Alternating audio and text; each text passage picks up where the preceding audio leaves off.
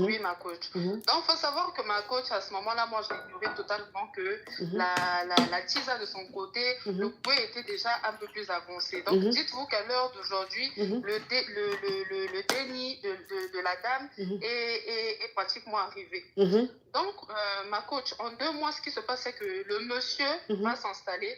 Ma coach, moi, j'ai finalement fini par accepter. J'ai pris un autre appartement parce qu'ici, j'ai pris un autre appartement parce que je ne pouvais pas continuer à vivre là où nous étions ensemble. C'est ça. Donc, je suis partie. Et puisque les convocations à l'école des enfants ne cessaient pas, les dénis. Dites-vous, ma coach, un jour, des dénis. Dites-vous, un jour, ma coach, il est allé à l'école pour dire que tout était de ma faute. Donc, c'est-à-dire que j'étais mal vue. C'est-à-dire qu'à l'heure d'aujourd'hui, il a traîné mon nom dans la boue. Ma coach, il se passait pas. Mets ta bouche sur le téléphone là. D'accord, ma coach. Il ne se passait pas un jour où je n'apprenais pas d'autres dossiers, jusqu'à tenter de me retirer de certaines entreprises, sociétés qu'on a en commun. À cette époque, j'étais encore naïve. Pour moi, c'était mon mari, donc forcément, on a eu des entreprises en commun. Donc, son but, c'était clairement de me retirer de certaines entreprises que moi, mon père m'a laissé, et lui, il va venir retirer. Vous vous rendez compte, ma coach, du cœur, vraiment, franchement, c'était incroyable.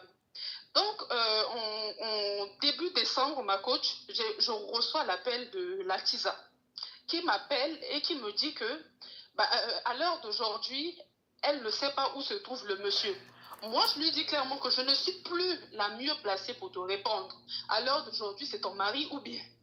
Donc, moi, personnellement, à mon niveau, je ne pourrais même pas te répondre. Ce qui fait en sorte que ça faisait déjà 1 semaine qu'elle n'avait pas de nouvelles de mon mari, de son mari.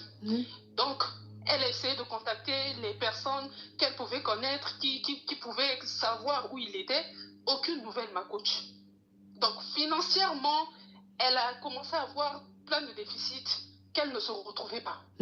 Donc, une fois, elle est allée voir un membre de la famille du monsieur, qui est également ici, en France, qui lui a expliqué que clairement, que nous aussi, à notre niveau, on essaye d'appeler, il ne répondait pas, ma coach. Donc, ce qu'elle fait, c'est qu'elle dépose le déni à l'une de mes belles-sœurs pour lui dire que moi, je ne pourrais pas gérer le déni tout seul. C'est-à-dire, une histoire vraiment, franchement, ma coach, aucun sens. Donc, elle dépose le déni à la belle-sœur et elle s'en va. En partant en disant que je sais où il peut se trouver, donc tenez le déni, je reviens.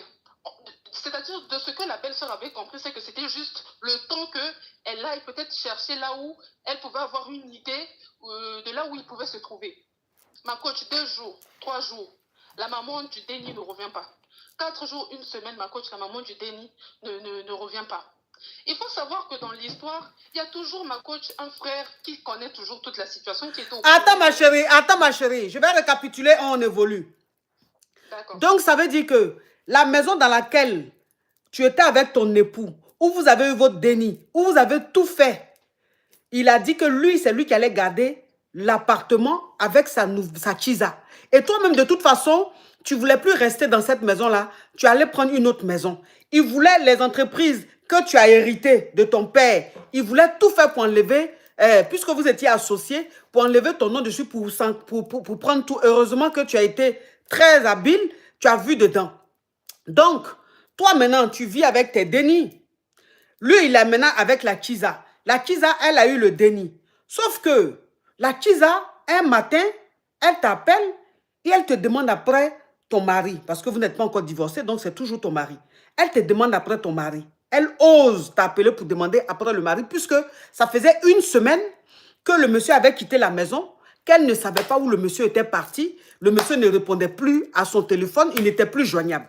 Et toi, tu lui dis, mais tu es la mieux placée pour savoir où se trouve le monsieur, puisque je ne suis plus avec lui. C'est toi, sa femme, sa nouvelle femme. Donc, pourquoi tu me demandes ça? Et comme elle a vu que tu ne répondais pas, tu étais très ferme, elle a contacté les proches du monsieur, et les proches du monsieur lui ont dit qu'eux-mêmes n'ont pas les nouvelles du monsieur depuis 1 semaine. Qu'est-ce qu'elle fait maintenant? Comme elle voit que le temps avance, elle ne sait pas où le monsieur est et tout, elle prend le déni